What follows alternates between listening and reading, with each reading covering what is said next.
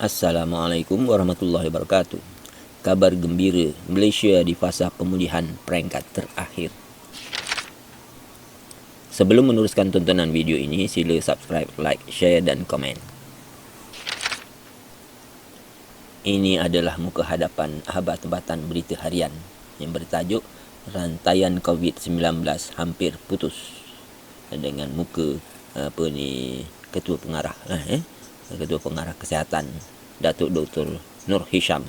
Dan apa Ketua Pengarah ni cakap?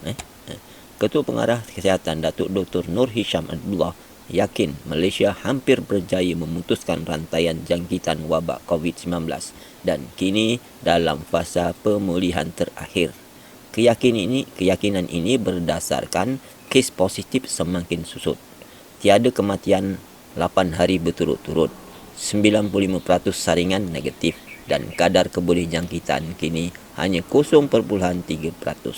Ini di antara indikator-indikator yang digunakan oleh Kementerian Kesihatan untuk menunjukkan prestasi wabak COVID-19 ni. Jadi kita pula secara orang awamnya lah, kita melihat daripada kes baru setiap hari. Ini graf kes baru setiap hari sehingga 30 hari bulan Mei, iaitu data setakat 30 hari bulan Mei lah, semalam lah. Jadi kan biasanya kita ni peringkat awal sebelum dan awal PKP pertama, kita dalam trend menaik kes baru setiap harinya. Kemudian fasa kedua dengan fasa ketiga PKP yang kita berada dalam trend menurun. Kemudian awal fasa keempat, kita membuat kelonggaran dengan mengizinkan pelajar di luar negara kembali ke tanah air dan pekerja di Singapura diizinkan untuk kembali ke tanah air. Jadi akibatnya kes kita atau penurunan ini terganjak daripada kotak biru kepada kotak merah. Kemudian beberapa hari sebelum daripada hari raya berlaku kenaikan kes. Itu pada hari raya pertama, kenaikan kes baru adalah pada 60. Kemudian raya kedua dan ketiga ni, raya kedua 172 kes, raya ketiga 187. Ini yang mengejutkan kita. Apa dah jadi? Apakah disebabkan oleh kita beraya ni lah maka kes ni menaik? Tetapi rupanya bukan. Rupanya kes ni yang tinggi adalah akibat daripada banyak dilakukan test di kem-kem tahanan immigration terhadap parti pendatang asing tanpa izin yang telah ditangkap dan dimasukkan ke depo-depo tersebut. Dilakukan saringan, dilakukan test, maka didapati ramai yang positif lah. Dari segi kes tempatan warga negara sebenarnya bawah ni rendah. Dari segi kes baru setiap hari untuk kes tempatan dan warga negara, dia rendah.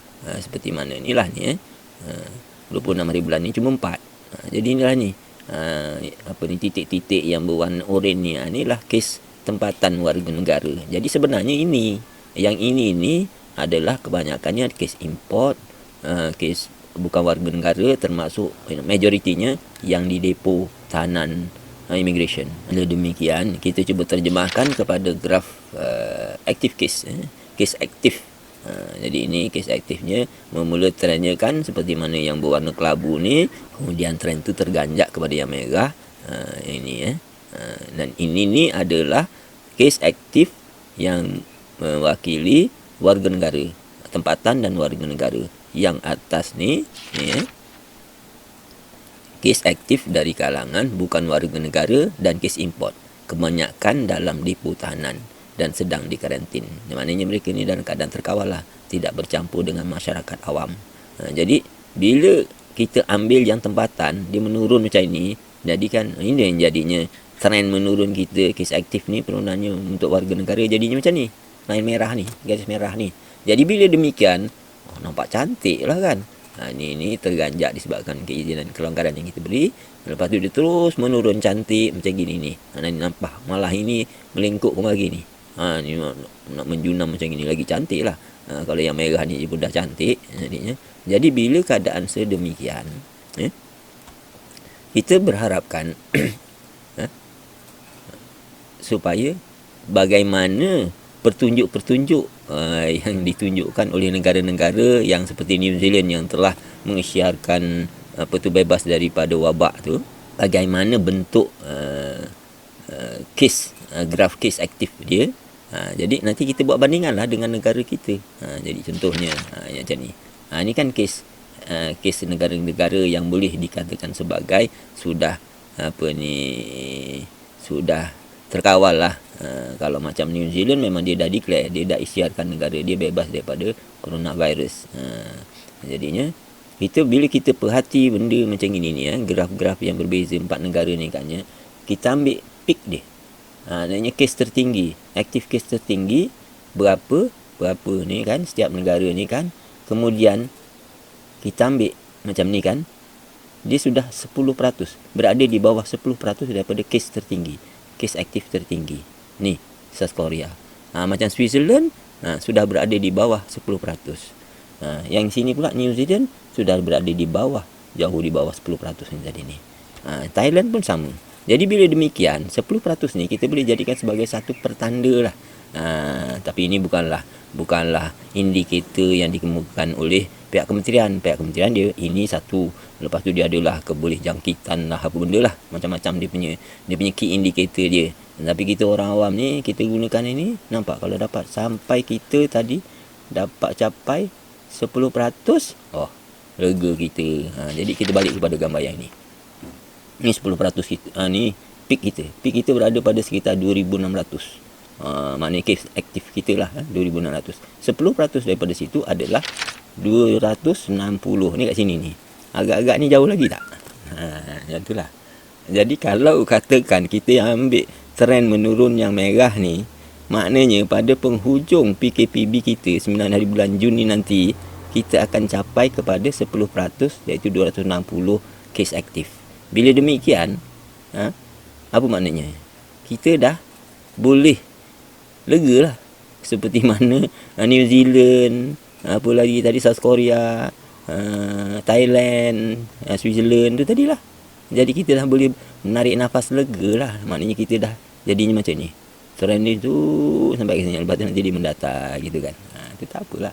Jadi kalau kita dah berada di bawah daripada 10% peak kita ni, maknanya kita di bawah daripada 260 ni, kita dah mula lega lah. Jadinya bila kita tengok kat sini, apa yang dinyatakan oleh Ketua Pengarah Kesihatan, itu dekat sini ni ada memberi pertunjuk lah kat sini ni kan. Maknanya tu secara tak langsungnya dia konsisten dengan apa yang kita lihat di sini. Ni peringkat akhir lah jadinya. Kita pasal sekarang ni dah sekitar, kalau nak ni kita lebih kurang dalam 500 lebih je tinggal kes aktif yang warga negara lah. Macam tu lah. Mudah-mudahan lah. Jadi kalau yang frontline tu tahulah berapa sebenarnya dah kan. Kita ni orang mana boleh tahu data detailnya betul-betul kan. Ini saya anggarkan daripada yang ini ni tadi ni, dengan ada data kalau tak silap 29 dengan 30 ada tambahan data tu. Jadi kita carilah, kita buang kes-kes mana kes aktif orang yang kes import, kes bukan warga negara, jadi tinggalkan yang warga negara je. Dia macam ni. Mudah-mudahan lah kita sama-sama lah, kita terus mentaati perintah kawalan apa ni lah kan, pergerakan bersyarat ni dengan SOP yang ada. Dalam masa yang sama kita teruskan berdoa, mudah-mudahan dengan rahmat Allah SWT kita dapat mencapai apa yang kita cita-citakan ni, iaitu pada hujung PKPB ni 9 hari bulan Jun ni kita dapat capai 10% peak kes aktif ni, iaitu kita dapat capai 260 kes aktif warga negara lah. Yang sebenarnya tu nombor sebenarnya mungkin ke atas ini, tapi yang kita kira ni kira warga negaranya lah.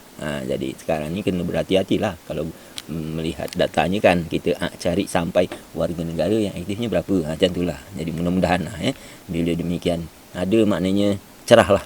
Cerah masa depan kata orang tu kan. Dan Ketua Pengarah sendiri sudah menyatakan sedemikian di dalam akhbar berita harian hari ini. Terpapar minggu depan pula tu. Tu yang saya terkejut. Jadi tu yang saya tergerak untuk nak melihat ni. Jadi alhamdulillah dia konsisten dengan bila tadi tak tengok lagi benda ni. Bila nampak berita kenyataan ketua pengarah tu, cepat-cepatlah tengok graf ni kan. Siapkan data ni. Dia tak ya. Jadi memang ke arah apa yang dikatakan oleh ketua pengarah tu. Walaupun ketua pengarah tadi menyatakan indikator dia ada agak berbeza, yalah dia lebih teknikal lah. Ini kita ni orang awam. Orang awam tengok gerak macam ni je lah. Jadi mudah-mudahan lah sama-samalah kita berharap dan sama-samalah kita berdoa, letakkan pengharapan yang tinggi kepada Allah SWT. Mudah-mudahan kita dapat membebaskan negara kita daripada wabak coronavirus ni. Sekian, wassalamualaikum warahmatullahi wabarakatuh.